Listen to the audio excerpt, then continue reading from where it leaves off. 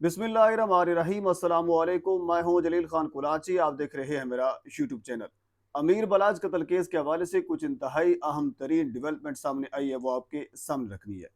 आपने गुज़श्ता रात ये सुना था कि तीफी भट्ट गिरफ्तार हो चुके हैं, और इवन के अब तो बड़े बड़े सीनियर जर्नलिस्ट ये दावा कर रहे थे कि अब अनकरीब कल पहुंचने वाले हैं, आज शाम को पहुंचेंगे, ये होगा वो होगा, कि तीफी भट्ट साहब जो हैं वो पाकिस्तान के अंदर पहुंच जाएंगे। ये दावा कर रहे थे बड़े बड़े सीनियर जर्नलिस्ट।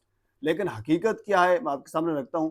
और आपको ये चीज़ भी समझनी होगी कि यकीनन जो तीफी भट्ट की टीम है, जो तीफी भट्ट है, वो ये कोशिश करेंगे कि वो पाकिस्तान ना पहुंचे, क्योंकि उनको पता है कि जब वो पाकिस्तान के अंदर पहुंचेंगे, और उस वक्त जब अमीर बलाज कत्ल हुआ था तो कत्ल होने के बाद ओसीयू ने इसकी तफ्तीश की थी। अब जो सीसीडी है, ओसीयू के अंदर जो जेआईटी बनी थी, उस जेआईटी ने भी तीफी भट्ट को गुनहगार करार दिया था। और उसके बाद फिर अब सीसीडी बनी है। अब जो एक नई टीम बनी थी, एक नई जेआईटी बनी थी, उसने भी तीफी भट्ट को गुनहगार करार दिया है, गोगी भट्ट के साथ भी।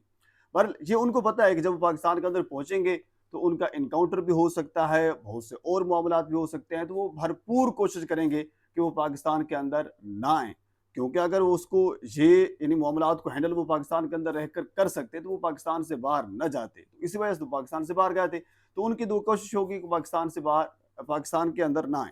अब उन्होंने क्या टेक्टिक्स इस्तेमाल किया है, क्या चीज़ें इस्तेमाल की हैं, जिसकी वजह से मुझे as a journalist, as a reporter ये लग रहा है कि वो पाकिस्तान के अंदर अब नहीं आने वाले। कुछ दिनों तक नहीं, इसमें कुछ महीने या फिर कुछ साल भी लग सकते हैं।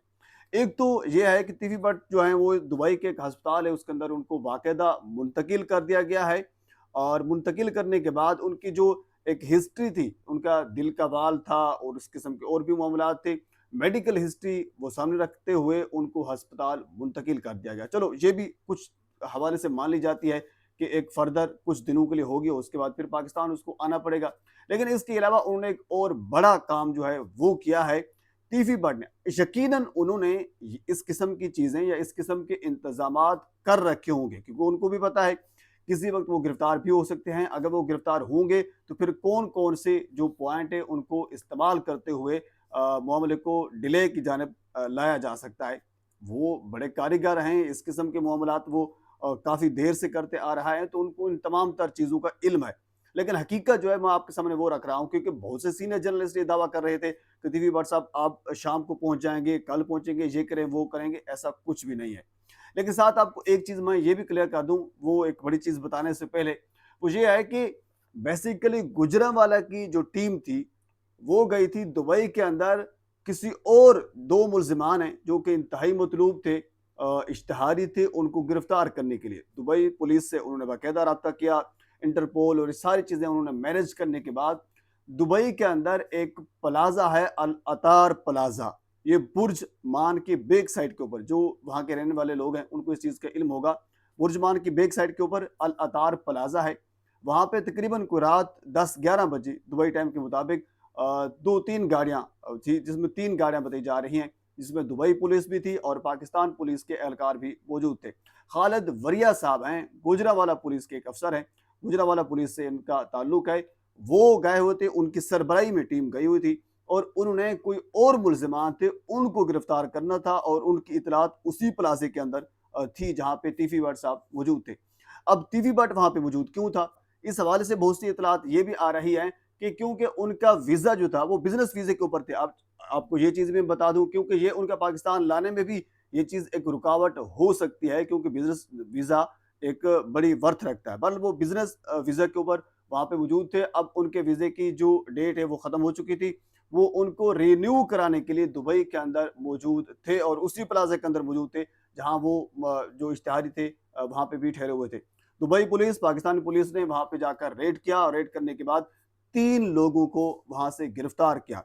अब वो जो इश्तिहारी मुल्ज़िमान जो मतलूब थे गुजरांवाला पुलिस को, वो 2 भी गिरफ्तार हुए हैं या नहीं हुए, इस चीज़ की अभी तस्दीक नहीं हुई।